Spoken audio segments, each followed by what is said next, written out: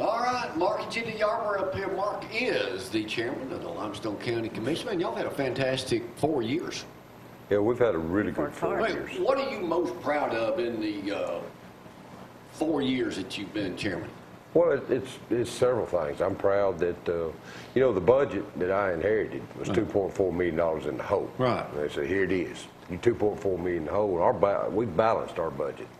We're operating in the black again. So we're making, you know.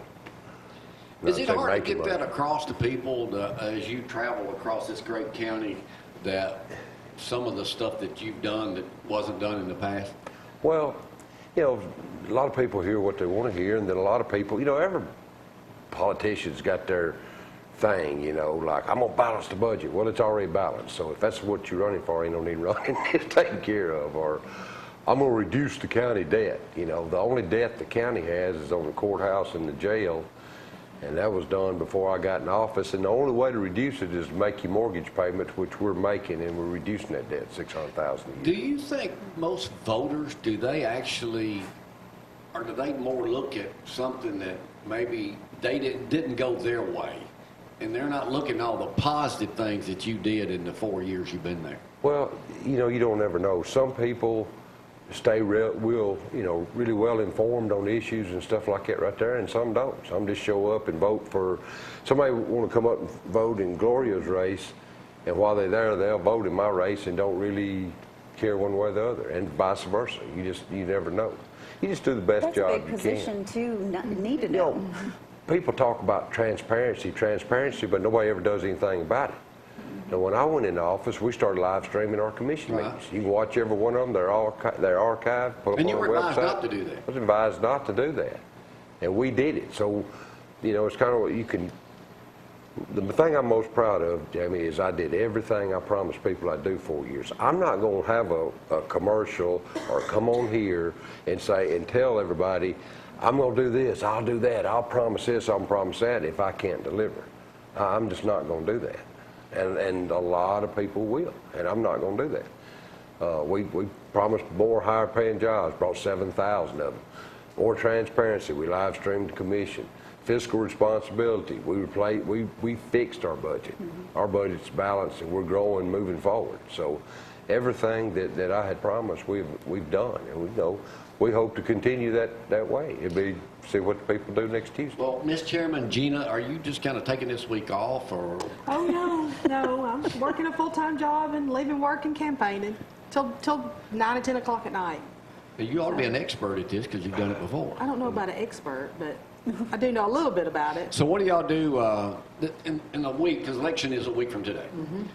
What happens when you're running a campaign to get you reelected? You are the incumbent. To be reelected, anything big different from the last time? No, I don't think there's anything different. It's just getting out and meeting the people and talking to people. And we've met so many people in Limestone County, even this time. We've met so many great supporters. And, you know, I encourage everybody to get to know your candidate. You know, definitely. Talk to them if you haven't. See what they've done, what they want to do, and qualifications. Yeah. That seems to be a big thing. It's a popular word. Qualifications to be It's important. to be a candidate. Well, I mean, you know, I run my own business for 29 years, and it was a multi-million-dollar business. So, and that's what county government is. So I've had a lot of experience, and I think if you'll take and look at what we've accomplished, what we've done from a fiscal responsibility, cutting wasteful spending, bringing jobs, I think it. You know, like I said, I'll stand on my record. What you see is what you get. If you want to continue moving Limestone County forward, make us what, you know, the crown jewel of the Southeast, not only Alabama, but the Southeast, and please vote for me. If not. What's the worst thing in your mind that could happen to Limestone County, the progress they're making right now? Well, we're at one of the most pivotal points in history of Limestone County. And I mean, when you say we've balanced the budget, but it is a precarious deal. We can't go back to where we were. We can't go back to saying we had $12 million in reserves. Now we've spent $7 million on that on just whatever. It's a precarious balance, and there's decisions being made the next 18 months to 3 years that'll impact this county and this community for the next 30 years. Are some people, residents of this great county, Limestone County, kind of not, maybe I guess the way I'm going to put this, they're just kind of don't want to see us move forward? Well, I mean, I'm born here, raised here. Part of that I understand. I wish we could keep a lot of our rural stuff. A lot of people tell me, say, well, you, Mark, businessman, city guy and all. I grew up on a cattle farm. Now, you talk about, I've pulled calves, I've hauled hay. I did that my entire life. I'm an old country boy. But, and a lot of Don't that. explaining pulling calves. I did it pretty solid. Well, I have done Better that a than lot, and roast a lot of people out there got cattle know what I'm talking about. But, a lot of that I understand too. But, Jamie, the only constant in the world is change. Right. And you can embrace it and adapt to it and prosper for it, or it'll chew you up and spit you out. And you can't, once you stop growing, you start dying. I've heard things, talking about farmers and they don't want to see the farmland go. Yeah. Well, then they don't need to sell it because you can't force them to sell it. Well, that's like, the thing about people get bad. I have people come out. I live in a subdivision in East Limestone. It's Huntsville going to annex it. There's been 100 acres annexed since I've been in office. That's where that Bocar plant is. The gentleman that owns that lives in either Indiana or Illinois. He had 100 acres.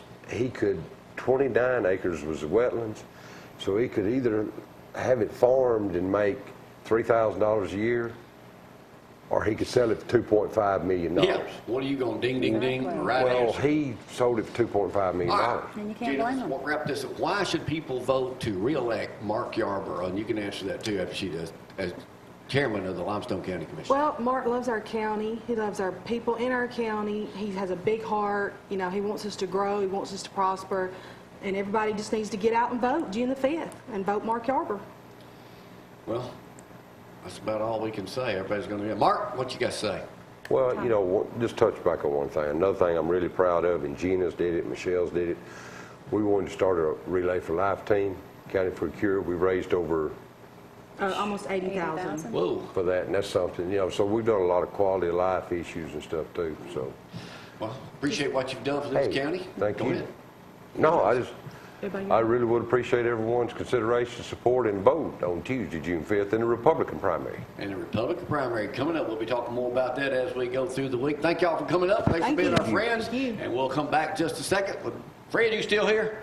Here. Got a big thing coming up this week with Madison too. Y'all hang on.